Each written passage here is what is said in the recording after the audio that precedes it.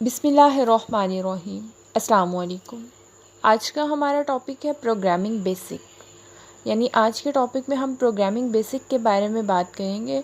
अब हमने प्रोग्राम की तरफ आना है कि प्रोग्राम्स को लिखते कैसे हैं। पहले हमने 3 लेक्चर्स में ये देखा कि प्रोग्राम कहते किसे हैं।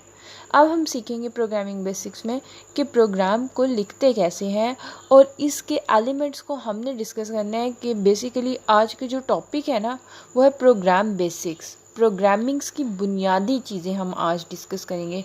जिस तरह हर लैंग्वेज का अपना रूल होता है ना, जैसे इंग्लिश है उसकी एक वोकैबुलरी है, ग्रामर है, देन स्पेलिंग्स हैं, तो हमें उसके सब्जेक्ट ऑब्जेक्ट और उसकी जो सा हेल्पिंग वर्ड्स को यूज़ करना के रूल्स को फॉलो करके सेंटेंस बनाना होता है। बिल्कुल इसी तरह उर्दू की ग्रामर के भी अपने रूल्स हैं, और इसी तरह प्रोग्रामिंग लैंग्वेज के भी अपने रूल्स हैं, जैसे C++, Dev C++, visual basics, Java, इन सब के क्या है अपने रूल्स हैं। और इन रूल्स को, यानी कि जो प्रोग्रामिंग लैंग्वेज के रूल्स हैं, उनको हम सिंटैक्स कहते हैं। सिंटैक्स की डेफिनेशन देख लेते हैं। The grammatical rules for writing program is called syntax।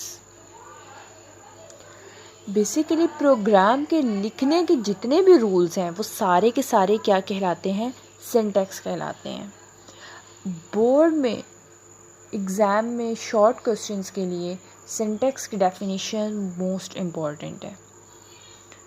इसके बाद हम आगे चलते हैं रिज़र्व वर्ड्स की तरफ कि रिज़र्व वर्ड्स क्या होते हैं, और रिज़र्व वर्ड्स भी मोस्ट इम्पॉर्टेंट टॉपिक है। रिज़र्व वर्ड्स को हम कीवर्ड्स भी कहते हैं। डेफिनेशन देख लेते हैं रिज़र्व वर्ड्स की। Reserve words are the keywords which have predefined meanings in C language. C language में कुछ ऐसे वर्ड्स हैं, कुछ ऐसे अल्फाज हैं जिनका मीनिंग, जिनका काम, जिनकी डेफिनेशन लैंग्वेज बनाने वाले ने, यानी कि डीना स्विची ने पहले से ही बता दिए है। यानी कि प्रोग्रामर को बता दिया गया है कि जब आप प्रोग्राम लिख रहे हैं तो जो वर्ड आप उसमें लिख रहे हैं उसका मतलब क्या है। अगर आप जो है इफ़ लिख रहे हैं तो उसका क्या मतलब है। इसी तरह आप इंट लिख रहे हैं, उसका क्या मतलब है। आप CHAR करैक्टर लिख रहे हैं, उसका क्या मतलब है। यानी ना हर वर्ड का एक ख़ास मकसद है। अब जैसे इफ़ है, इफ़ क्या है? एक रिज़र्व वर्ड्स है, ठीक है। इसने बता दिया है कि जब आपने इफ़ का यूज़ करना है ना तो इसके आगे आपने कंडीशन लगानी है। इफ़ को आप किसी और मकसद के लिए इस्तेमाल नहीं कर सकते। इसी तरह इंट है, उसका यूज़ करेंगे आप तो उसको आप डाटा टाइप करने के लिए यूज़ करते हैं हम। फिर करैक्टर है, वाइल, डू, लूप एक्सेट्रा। किसी और काम के लिए हम रिज़र्व वर्ड्स का इस्तेमाल नहीं कर सकते हैं। अगर मैं कहूँ कि इफ़ इक्वल टू 5, यानी कि इफ़ को मैं कहाँ उसने बात बता दी है कंडीशन के लिए हमने इस्तेमाल करना, और कहाँ मैं उसको वेरिएबल बनाने के लिए इस्तेमाल कर रही हूँ, तो ये बात तो गलत हो जाएगी ना। जो रिज़र्व वर्ड हैं बेसिकली वो कीवर्ड्स हैं, यानी कि पहले से ही लैंग्वेज में डिफ़ाइन है, जिनका मतलब हम किसी और मकसद के लिए इसका इस्तेमाल हरगिज़ नहीं कर सकते। So there are 32 keywords in C language. C language में 32 कीवर्ड्स हैं।